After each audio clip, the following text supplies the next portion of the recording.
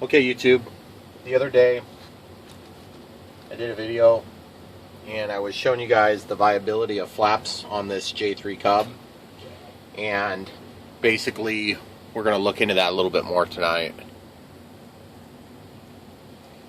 So we got our Nanotech 2S 300 milliamp. Got the DX18 here set on the J-3 Cub UMX. Flaps are already set up as a gear channel. Oh, that's awesome. So that's a little Hobbyking servo.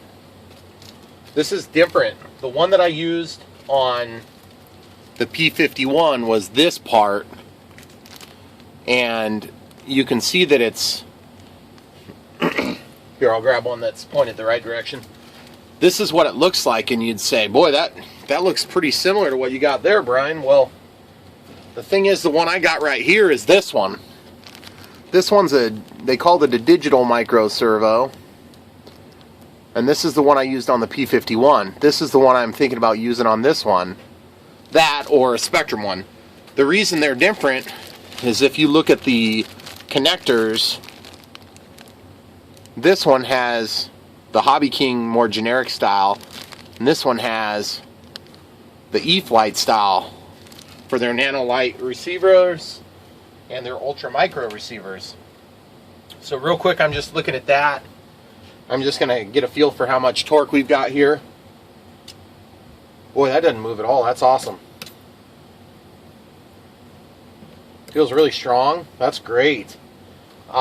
Now let's just go ahead and we'll plug in this other servo here, and we'll see. This is a micro servo from a linear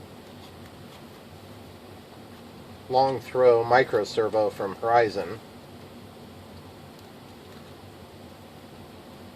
I think I might have been plugging that in, or trying to plug that in backward. That's always a bad idea. Okay, if it doesn't fit, stop trying. Yeah, so they both definitely work, and so that's great. I can't necessarily say that I see a lot of advantage one over the other, but what I can definitely say is that these are a heck of a lot cheaper. If you went and bought one of these new, I think they go for like 20 some odd dollars, whereas this little thing cost, I think it was like $3. So big difference in price. Same color code, same connectors. Try to get that to focus for you all. You can tell that the connector is the same under close inspection, which is awesome. So anyway, I think I'm leaning toward using this, because then in an application where I actually need to get onto the wing and, you know, have it exposed, well, then I can go with the linear servos, because they'll cover up nicely. Whereas in this application, I'll be mounting this inside, and realistically, I'm probably going to do it a lot like what they did in the Carbon Cub SS, which I have my Carbon Cub here. If you look inside of here, I'll see if I can get a light in there so you guys can get a good look at it. If you guys look inside of this, there's actually a linear servo in there. You see how it's right in the center of the wing, and that just moves back and forth and moves this action, and then it moves the flaps down. So it's a really simple action, but it's just more or less, do you have enough torque to move the flaps down, which in this case the flaps are going to be virtually the same size. I'm probably going to cut them in a little bit deeper just to get a slightly larger surface. And so really my next step is to kind of throw caution to the wind, cut those in. I can actually disconnect these two wires for the ailerons, because I mean, obviously the ailerons work, and you'll notice since we fixed the rudder, it hasn't given me a problem ever since, so we've been very happy with that. But I do have to do a mechanical trim, which I haven't gotten to yet.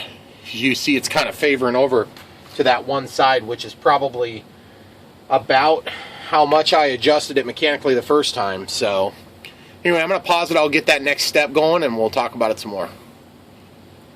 So basically, to adjust that rudder trim, you can just grab and squeeze these together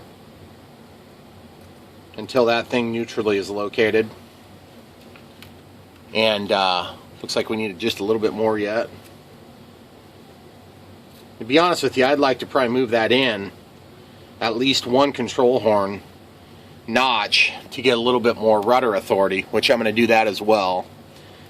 It's really tricky to do this without screwing anything up, so I'm hoping you guys will be able to see what's going on, but I guess I shouldn't think it's probably going to be that big a deal, but it always is a lot harder than it looks like it's going to be, because you got to have like 4 hands. Then add to that the element of trying to film it. It's a little tricky. So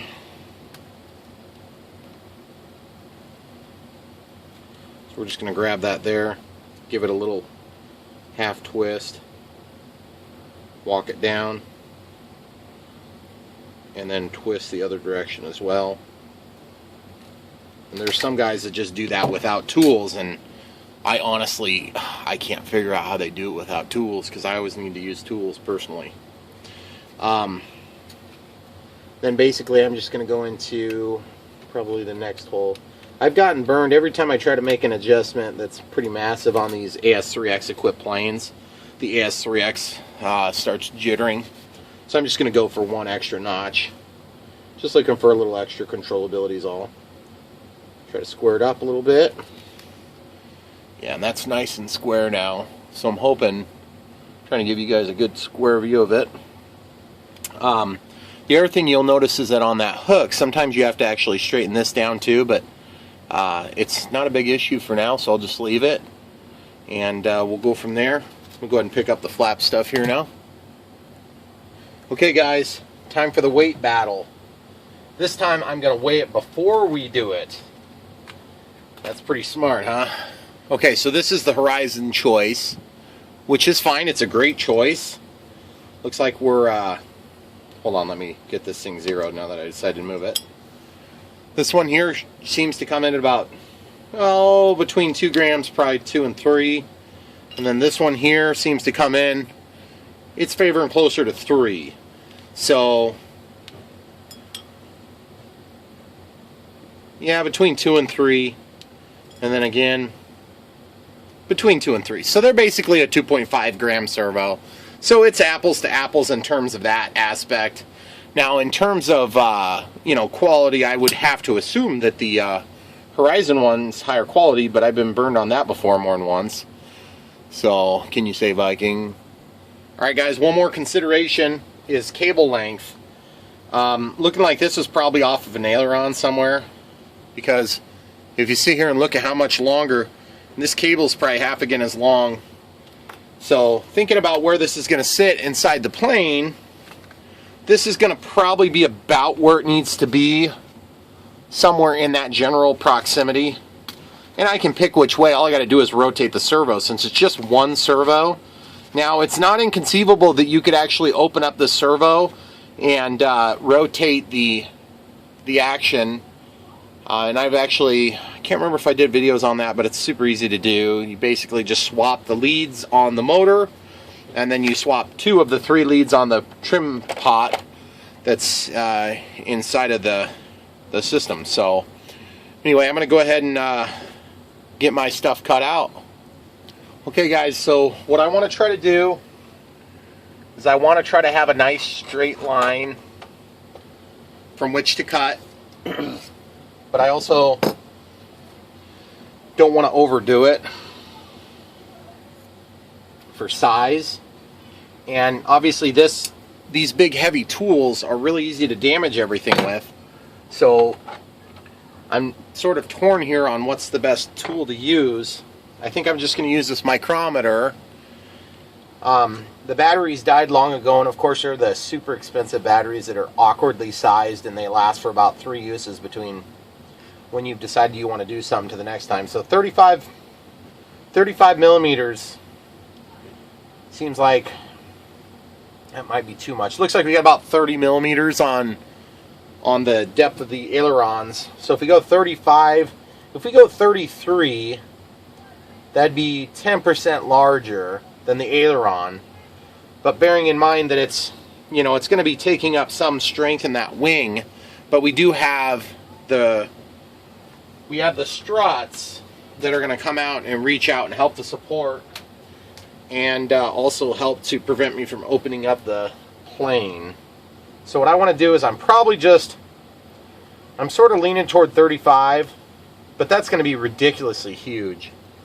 Maybe I just got to err on the safe side, go 33. I'm going to go 33. Yep, 31, 2, 3. You know what they say, measure twice, cut once. Well, in my case, I usually measure about 10 times, fix the measurement, and then do that 2 or 3 times, and then I go ahead and cut. Remember, keep your measurement square because the fuse bends in from this point. So I'm just basically making a little nick in the foam, and I'm going to use that nick to generate a straight line here. So now I got these handful of nicks, and rather than using a proper straight edge, I'll just use this to kind of transpose my straight line. And obviously the more equal you can make these things, the better they're generally going to work. This is a relatively fresh knife, so we'll see how fresh it really is here. Yeah, she's probably okay. And so I'm going to cut it to this point here, try to get that cut totally made.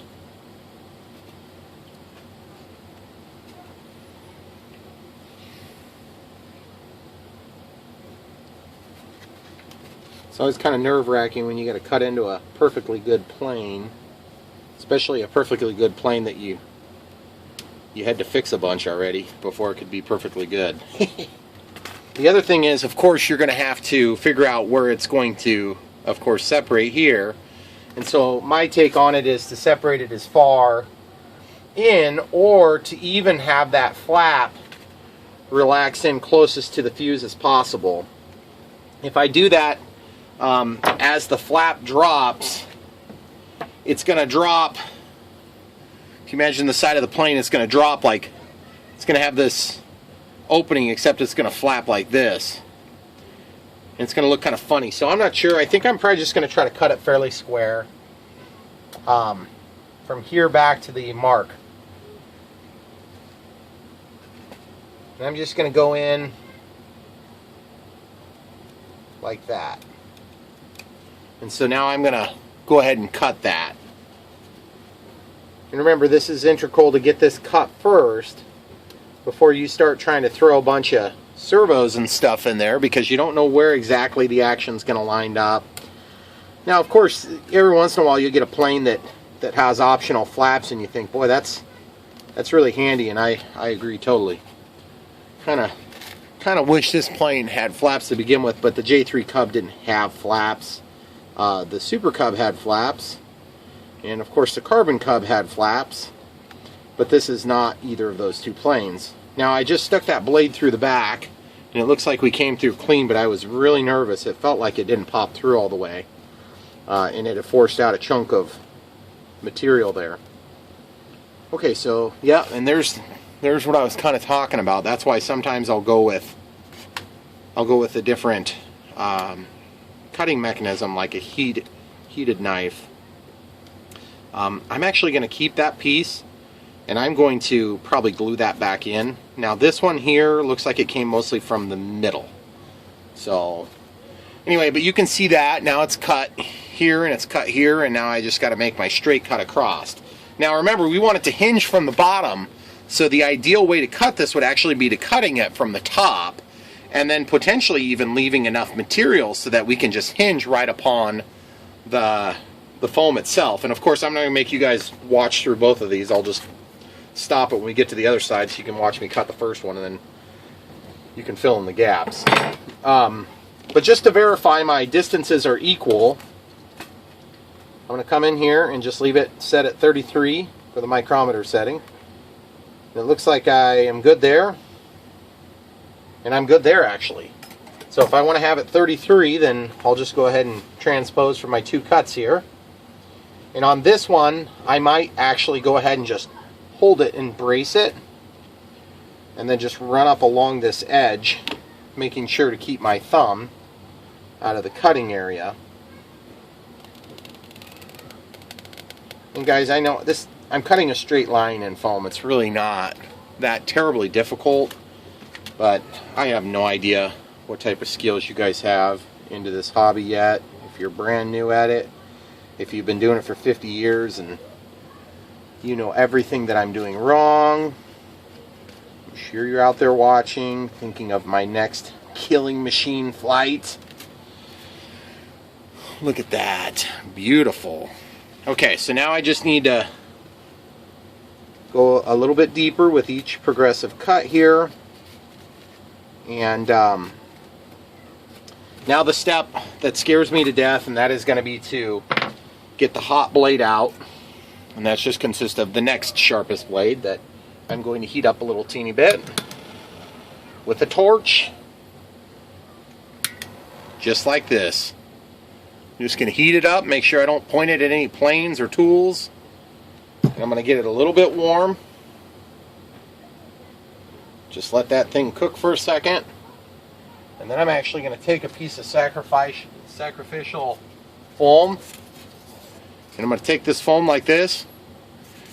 And I'm going to go and just feel it and see how it slides through. Make sure it's fairly clean, because this is going to be kind of a finished cut.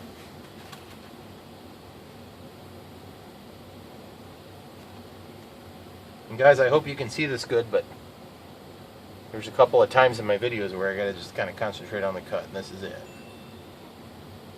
So here it is. You can feel that blade get cool. Now I'm going to do the same thing on this inside cut, except I'm going to pass it all the way through. And you're probably wondering, well, why did you do that? You already cut it with a knife. Well, I used my cut to actually guide my knife in. So now I've got this nice, relatively clean looking flap. And I'm just going to clean off my blade really good. And I'm going to probably come back through one more time here.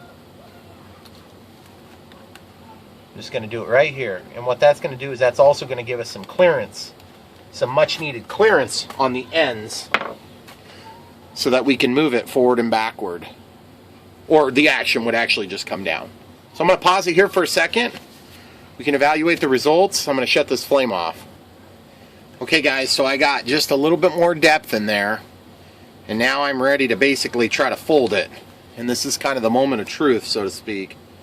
And what you want to see is you want to see nothing but a nice clean fold. Now it's probably going to break, and that's okay if it does, because I don't have a tool to pinch it the way that they do at the factory. You could probably make something, but I'm just going to go ahead and fold it a little bit at a time. And bearing in mind, guys, this thing doesn't necessarily have to deflect square down. I mean, that's going to be a pretty huge flap. So, I mean, you may just decide to get in there and, I don't know if I want to cut in CA joint. I'm not sure if I want to take and just do a flat piece of tape. I'm almost leaning toward just doing a flat piece of tape with good adhesion on both sides, and that might be good enough.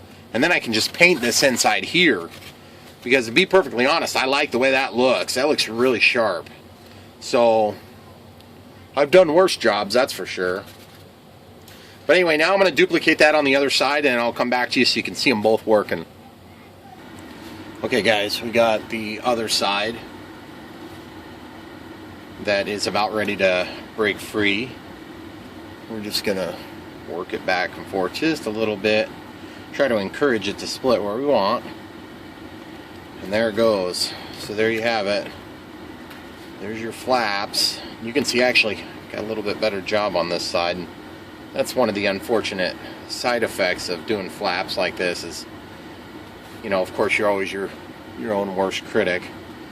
You can see that you can definitely see where the cuts are and the unevenness. So what I'll probably end up doing to kind of clean some of that up, is painted so you can't tell. So as that thing's coming towards you and them flaps, oh, it's gonna be so sweet. Anyway, my plan of attack for hinging these things is to use the foam as the hinge, but then to supplement the foam with some supportive tape. The trouble is you run into with, especially with using one micro servo, is just the simple fact that you are going to maybe have some torque issues driving that much load. So what I'll probably end up having to do is I'll have to basically work these a bunch. And here, this one like already it wants to fall off, it feels like, so that's perfect. Same thing here, just really pretty much where it needs to be. Very, very easy, barely have to move it. So what I'm going to do now is I'll go get some tape and we'll put it on there. Alright guys, here we go again. Some of the best advice you're going to get in weeks. How to put tape on a plane. Take the tape, cut the end, discard, figure out how long it needs to be if you haven't already measured, and then cut the other end. Like I said, the best advice you're going to get all week right there. How to cut tape. Now push that thing back where it belongs, the flap, and then you want that piece of tape to bridge right over the seam. And then that way, as this thing wears and tears, the tape will eventually bear all the load. But for the moment, you'll have a nice, robust, strong piece. I'm going to cut this one here. I may have to do some slow-mo on that cut because that has some pretty critical steps right there. So you're going to push that flat. You're going to just smack it down. Work from the center out, and then you'll avoid having a bunch of bubbles and stuff. And that, my friends, looks beautiful. Of course, I didn't center it on there. And if I were to try to pull that off, I'd be in major trouble because it would rip all the paint off. 100% of the paint would be gone. So now, in a perfect world, uh-oh, see? Somebody cut that wrong because it's tight. But honestly, if I'm deploying the flaps that far, there's been something's gone horribly wrong. So now that I've turned that inside out like this, I can take a sanding block and square it up some. And that's what I'm going to do real quick. I'll just take this thing and just run it back and forth. We're not trying to make it perfect, we're just trying to take off some of the rough edges. It's just the, you know, your conventional sanding block for painters and things like that. Nothing too terribly fantastic about it. Same exact method over here. Maybe get in here, grab a little bit of that edge too. Be careful not to hit your finished edges. And this is gonna, I put a little CA and kicker on that one where I had cut and screwed up that little notch there. Of course you can't see it anymore because it pretty much just, the piece just went back in. And then and that's all the more I'm gonna do on those. So now the flaps are mechanically attached. I am tempted to go ahead and throw a piece of tape in here. And then when this closes back, you can see it closes a little bit higher than flush. And that's because I removed a little bit of material making my cut. So that tape will help to make up that gap. And secondly, it's going to help reinforce the hinge so that this won't rip off. Because obviously we're bonding straight to bare foam as opposed to going to paint. So I'm going to do that right now. Okay guys, we got another piece here, and I got a piece of sawdust on it. So yes, I am going to redo this thing because the piece of sawdust, I'm that picky, I know it's ridiculous. This doesn't have to bridge all the way, but it would be kind of cool if it did. It's a lot harder to try to get it to bridge all the way because then you get up tight against your seams. So it really doesn't matter that much. I'm just going to go like this and just work it. And then rather than try to get it to bend over the edges, I'm just going to close it and we'll see if we overdid it, which it doesn't look like we overdid it because we're still able to go past flush. So I'm happy with that outcome. So now that I'm happy with that outcome, I can go ahead and close it all the way a couple of times and then just wrap this edge. Now, in particular, this edge is going to be nasty because it's going to want to come undone. I can already tell you that right now. So I guess we'll just have to see how it wears and tears. But I'm just going to roll this edge over. And then hopefully that'll help to make a little bit stronger, more sturdy seam. And it's still like next to no energy to move it. Go ahead and do it on the other side and we'll come back to you here. Okay guys, music wire. Precision Metals. Made in the USA, stock number 500. 0.025 music wire, which is 0.64 millimeters. This stuff's available at your local hobby shops. It's dirt cheap. Start with the smallest piece you can come up with. Meaning, use the thinnest crap you have and see if it works. If it doesn't work, then you can always step it up. This here, it's hard telling. It might be a little too thin, but boy, we've added a lot of weight to this plane. So remember, all it's got to do is just basically what we're going to do is we're going to look at about how long we want it, which in this case, let's say it's the full length, which we're not going to make it the full length, but we'll make it the full length for the initial bend. You're going to take and make sure you get that in the grooves of your pliers or the flat. The grooves help you get a 90. You're going to make it a 90. That's not quite a 90 there. That's a 90 degrees, okay? So then all it's got to do is it's got to bend, or not bend, but flop back and forth, back and forth. That's all it does. Then you're going to take and you're going to do the same thing on the inside. But the trick comes, you got to get it in there somehow.